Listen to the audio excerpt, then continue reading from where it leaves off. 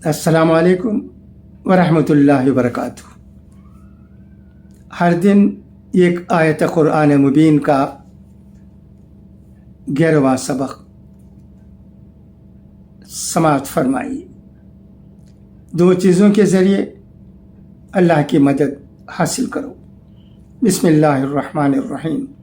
واستعینوا بالصبر والصلاۃ وانھا لکبیرۃ الا علی الخاشعین۔ ترجمہ: اور صبر اور نماز کے ذریعے اللہ کی مدد حاصل کرو، بے شک یہ نماز خشیت قلب اور خوف خدا رکھنے والوں کے علاوہ بقیہ لوگوں کے لیے بہت زیادہ گراں ہے۔ اے اہل کتاب، تم اس وجہ سے قرآن اور صاحب قرآن کا انکار کرتے ہو کہ تمہارا گمان ہے کہ اگر قرآن اور صاحب قرآن کو تسلیم کر لیں تو تمہارا مقام و مرتبہ، عزت و دولت، جاہ و منزلت سب ختم ہو جائے گا۔ ایسا ہرگز نہیں، بلکہ تم اسلام کو قبول کر کے صبر کے دامن کو تھام لوگے تو تمہارے دل سے مال و دولت کی ہوس ختم ہو کر خودداری سے جینے کا سلیقہ سیکھ لو گے۔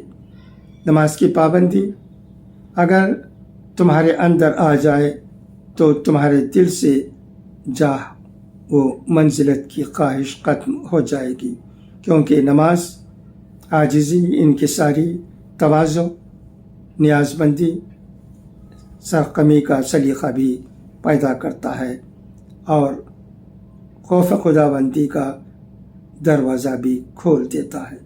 اس وجہ سے کہا جاتا ہے کہ خشیت قلب رکھنے والے کے علاوہ دوسروں کے لیے نماز کا پڑھنا بہت زیادہ گراں ہے، جیسا کہ مشہور قول ہے، صبر کرنے والا سلامتی پاتا ہے۔ نبی اکرم صلی اللہ علیہ وسلم نے فرمایا، صبر کے ساتھ اللہ کی مدد ہوتی ہے۔ اللہ تعالیٰ فرماتا ہے، بے شک اللہ تعالیٰ صبر کرنے والوں کے ساتھ رہتا ہے۔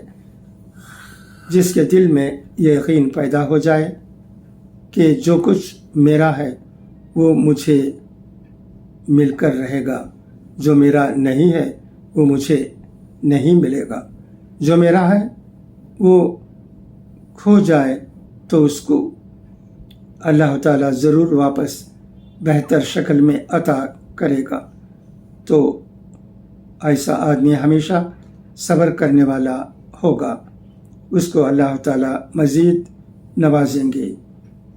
اگر کسی کے دل میں یہ یقین نہ ہو تو ایسا آدمی بے صبر کہلائے گا اور ہمیشہ پریشانی اور پچھتاوے ہی میں رہے گا۔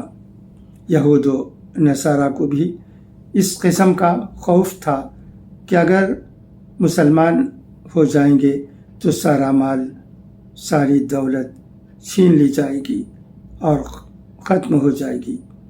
اس وجہ سے وہ اسلام کو قبول نہیں کیا۔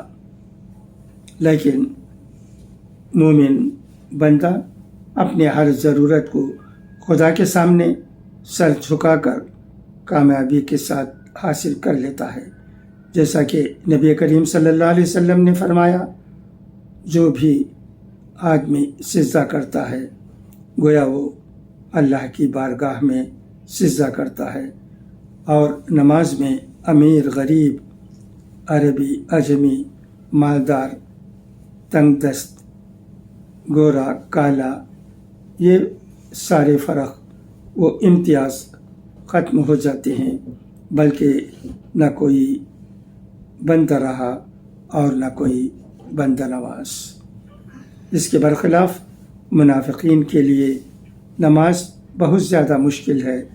اسی وجہ سے کہا جاتا ہے کہ نماز مومن کے لیے معراج ہے اور سر بلندی ذریعہ ہے۔ دعا ہے کہ اللہ ہمیں اچھی باتوں کو سننے اور ان پر عمل کرنے کی توفیق عطا کرے۔ خدا حافظ، فی امان اللہ۔